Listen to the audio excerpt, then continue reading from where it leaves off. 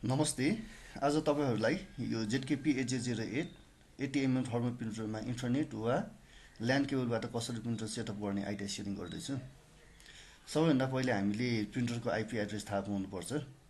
यो ZKP 08 मा चाहिँ डिफल्टमा यसको आइपी एड्रेस 192.168.1.23 हुन्छ र एकछिन डिभाइसलाई पिङ गरी हेरौँ है। यसको मैले रनमा गएँ cmd ping 192.168.1.23 डिभाइस पिङ भइरहेको छ। ओके ल ठिक छ, डिभाइस पिङ भइरहेको छ भनेपछि अब हामीले यसलाई सेटअप गर्न सक्छौँ। यसको सफ्टवेयर चाहिँ हामीले आरम्भको साइटमा पनि छ हैन, यो arambasolution.com.np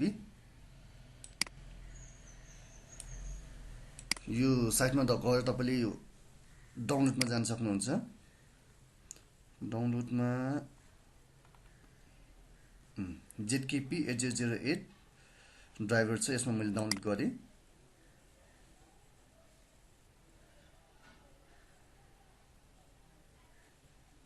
डाउनलोड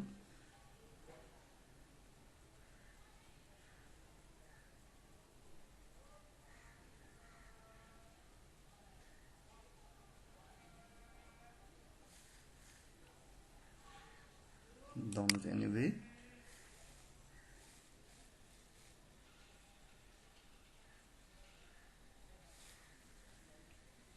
Download complete भइसकेको छ। So in folder, double click, run, okay, next, install. Set default printer गर्ने हो भने सेट डिफल्ट प्रिन्टर गर्न सक्नुहुन्छ। अब चाहिनु भने तपाईले छोड्नु पनि सक्नुहुन्छ। मैले सेट डिफल्ट प्रिन्टर गरी नेक्स्ट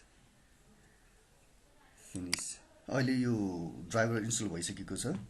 अब हामी एकचोटि पोर्टको लागि काम गर्छौं। अहिले हामी कन्ट्रोल कन्ट्रोल प्यानलमा गएँ। यसमा मैले view devices and printers,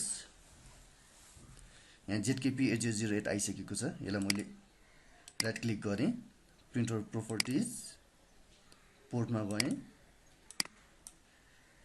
ZKP 08, यसलाई मैले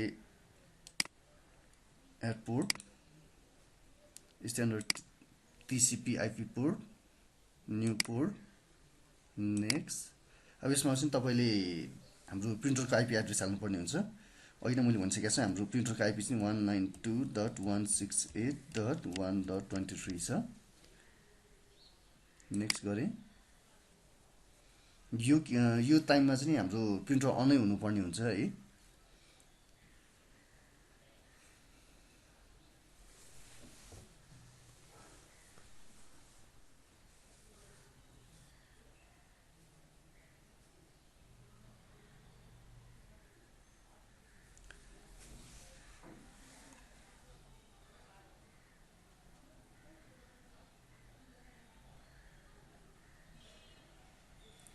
प्रिन्टर खोज्ने काम भइरहेछ।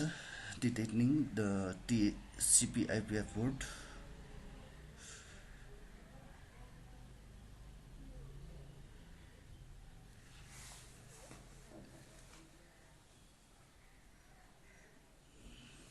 यसमा हामी कस्टम गर्छौं। Next, finish, close, apply.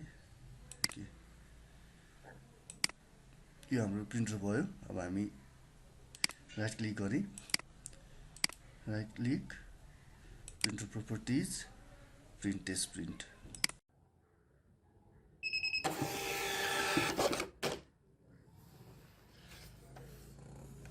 Test print निस्किसकेको छ।